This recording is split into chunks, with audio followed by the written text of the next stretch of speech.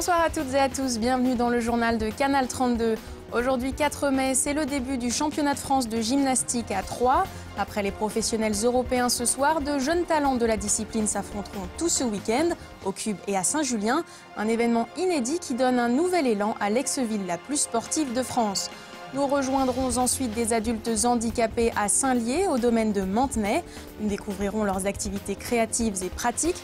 Preuve que le handicap n'empêche pas de s'investir dans des activités économiques, vous le verrez.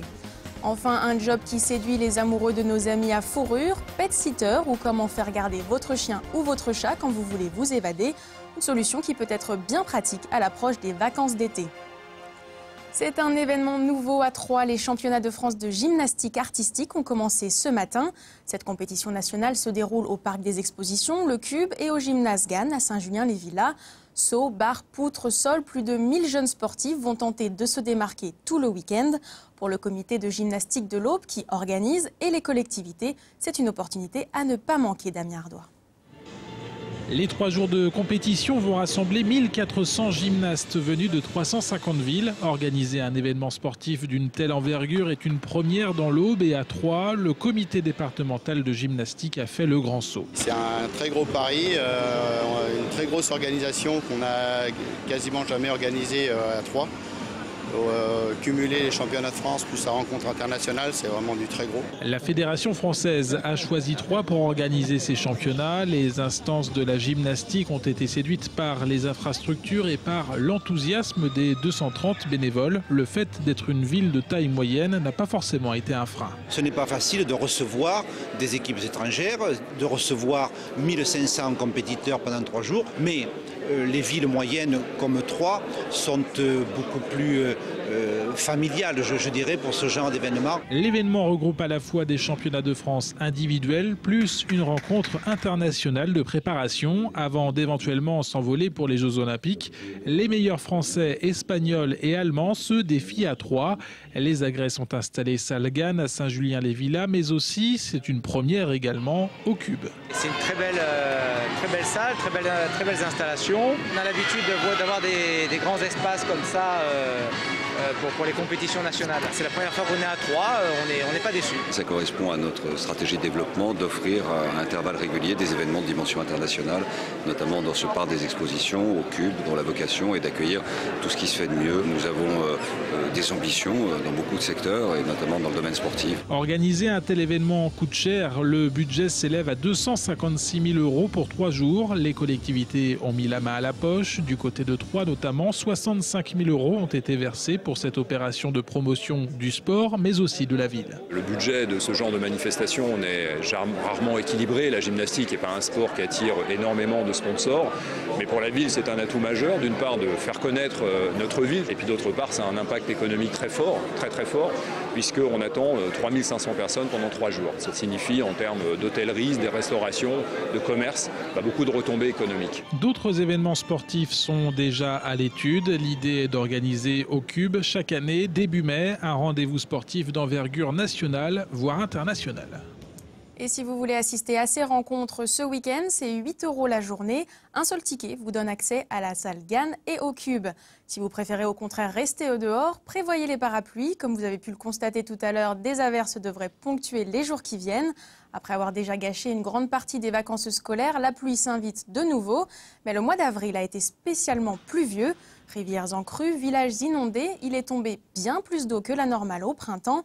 Hugues Loiseau, ingénieur Météo France à Barberet, explique ce phénomène à Geoffrey Faudinby. On a eu un début d'année plutôt exceptionnel avec un temps plutôt chaud, sec, même très sec, qui laissait craindre beaucoup pour la future saison agricole. Mais ce mois d'avril, au contraire, donc, a levé beaucoup d'amplitude, puisque à partir du 7, on a pratiquement des pluies quotidiennes. Et on a atteint un total de précipitations de l'ordre de 90 mm, ce qui est bien au-delà de la moyenne normale, qui est de 50 mm. Donc, ce qui laisse des craintes beaucoup moins importantes quant aux recharges des nappes. Actuellement, on a encore un léger déficit, puisque la normale voudrait qu'on ait des précipitations de l'ordre de 430 mm. Actuellement, on a un total de 390 mm. Donc on a encore un léger déficit, mais avec les pluies début du mois de mai, donc on devrait combler ce déficit. Je rappelle que les nappes phréatiques ne sont toujours pas remplies dans l'Aube. Ces averses devraient aider à les rapprocher du niveau normal. En surface, en revanche, la pluie profite aussi aux plantes. D'ailleurs, les serres du domaine de Mantenay à Saint-Lié ouvriront leurs portes d'ici une dizaine de jours à vendre des plants préparés par des adultes handicapés. Les ateliers fleurs ou bois sont des moyens de leur faire pratiquer des activités manuelles et valorisantes. Il y a quelques jours, le député Gérard Menuel a visité ce foyer de vie. Un reportage de Raphaël Mavie et Sylvie Tavernet. Fondée en 1962, la PEI de l'Aube compte aujourd'hui 26 établissements et services avec plus de 1000 accompagnements par jour et 700 salariés. Parmi ces structures, le domaine de Mantenay a ouvert en 1998. Il est situé à Saint-Lié. 90 personnes handicapées y sont accueillies, dont 60 en internat et 30 accueils de jour. On a de l'hébergement, on a de l'accueil de jour. L'accueil de jour, donc les jeunes et moins jeunes viennent le matin et repartent le soir, pratiquent des ateliers selon leur niveau d'handicap, des ateliers manuels. Vous avez vu tout à l'heure la floriculture, les travaux manuels dans un autre atelier, avec un accompagnement d'environ plus de 60 salariés. Vendredi dernier, le député Gérard Menuel a visité ce domaine. Il s'est rendu compte de son bon fonctionnement. On découvre le dévouement de toute une équipe vis-à-vis d'un public qui a besoin d'un regard particulier. Et ici, le domaine de maintenant, on peut voir la richesse humaine qui se développe à tous les niveaux, la proximité par rapport à ceux qui ont besoin de soins et d'attention, et également un accueil particulièrement intéressant, basé sur notamment l'implication de ceux qui viennent ici, soit le jour, soit en permanence. On a vu des ateliers bois, on a vu également leur réalisation et leur application pour vendre des fleurs pour le mois de mai. Donc tout cela concourt à intégrer au mieux possible un public qui en a besoin, mais ça se fait également avec des équipes qui sont au quotidien formidables. Cette visite sert aussi à entendre et aider cette association. À 100%, elle est financée par le Conseil général. Le budget à l'année de ce foyer de vie est de 4 268 000 €. Alors c'est vrai que depuis quelques années maintenant, beaucoup a été fait au niveau national pour lutter contre les différents handicaps. On voit que l'argent du contribuable est bien utilisé. Et là aussi, pour nous, c'est tout à fait intéressant. Le 12 et 19 mai prochain, les serres du domaine seront ouvertes au public. Les visiteurs pourront admirer ou acheter les fleurs et les plantes entretenues par les personnes handicapées de l'association des parents d'enfants inadaptés et des personnes handicapées de Saint-Lié. La mi-mai, c'est justement le bon moment pour acheter et planter vos fleurs. Mais si vous n'avez pas de jardin, vous pouvez toujours vous rendre à Troyes. 5 jardins médiévaux viennent de rouvrir leurs portes pour l'été. Jardin des Innocents, à côté de l'église Sainte-Madeleine, d'autres à la Maison de l'Outil, à l'hôtel Vauluisant ou encore à l'hôtel Mauroy. Des écrins de verdure à l'ancienne qui ravissent les amateurs depuis 5 ans. Mathieu Perrin, responsable des espaces paysagers à la ville de Troyes, précise leurs spécificités au micro de Damien Ardois.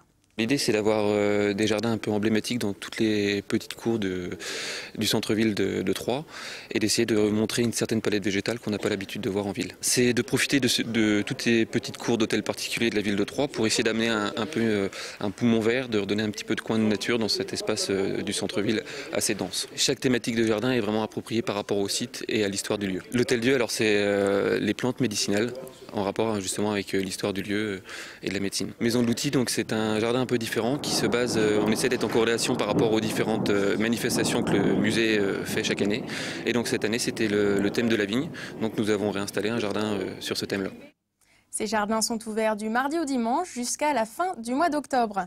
Zoom désormais sur un job d'appoint étonnant. Quand certains font du babysitting pour gagner un peu d'argent, d'autres font du pet-sitting, c'est-à-dire qu'ils gardent les animaux des autres. Pet veut dire animal de compagnie en anglais. Les pet-sitters accueillent vos amis à fourrure chez eux le temps d'un week-end ou de vacances. Ils sont au moins 20 à proposer ce service dans l'Aube. Cyril Tavernet a rencontré une de ces nounous d'un nouveau genre à Troyes. Il fait la timide. Il fait la timide, ma mère. Oh, que tu fais des timides.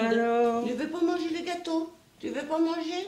Brigitte est pet-sitter, une babysitter pour animaux. Depuis 1 an, elle accueille à son domicile des pensionnaires uniquement à poil. 6 € par jour d'hébergement. Elle est inscrite comme garde d'animaux sur 7 sites internet spécialisés. Déjà pour l'amour des animaux. déjà, voilà. Bon, et puis et en même temps aussi pour éviter qu'ils soient abandonnés, les animaux.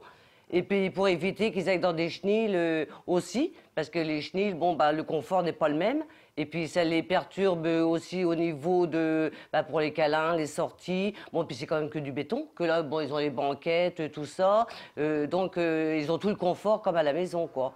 En 1 an de garde à domicile, elle s'est occupée d'une vingtaine de chiens et une fois de temps en temps d'un lapin. Ces animaux, qui sont un peu ses enfants, ont le droit de dormir sur le canapé, d'aller se promener dans le jardin et cerise sur le gâteau, une sucrerie quand ils sont sages. On change les oreillers, les draps pour qu'ils soient dans le propre et tout. Bon, bah sinon, moi je me lève tous les jours à 6 h, donc c'est pas une contrainte du tout. Hein, voilà. Et puis sinon, bon, bah, c'est les promenades, c'est les dehors, ils jouent entre eux et tout ça, donc c'est que du bonheur, quoi. Marie-Hélène a donné à garder Salsa à Brigitte pendant 2 jours, le temps d'une hospitalisation. Elle est satisfaite de ce pet sitting. Parce que moi, je sais qu'ici, la chienne, elle est très très bien, elle s'adapte très bien et elle a tout l'amour qu'il lui faut et elle est très bien ici. Pour l'aider, Brigitte peut compter sur son mari. Avoir 3 à 4 chiens à garder ne le dérange pas. Bon, les week-ends quand je suis là ou le soir quand je suis là, je l'aide. Les week-ends, on va les promener. S'il faut donner un coup de main à les laver, des fois ils peuvent se salir dehors. Je donne un coup de main pour le nettoyage. Il n'y a pas de souci à ce niveau-là. Pour être pet-sitter officiel comme Brigitte, il faut être inscrit sur des sites spécialisés comme celui-ci. Les conditions sont précises, l'amour des bêtes, avoir un appartement décent et avoir une expérience avec les animaux. Le tarif, quant à lui, est fixé par les responsables nationaux de ces sites de garde d'animaux. Merci à tous de nous avoir suivis. Tout de suite sur Canal 32, la météo de Sandra Durupt. Plutôt beau samedi, mais mitigé et frais dimanche, ce qui incitera sûrement plus au vote qu'à la promenade. On fera justement le point sur le second tour de l'élection présidentielle dans l'Aube lundi. Le journal sera présenté par Mathieu Mercier. Bon week-end et à bientôt.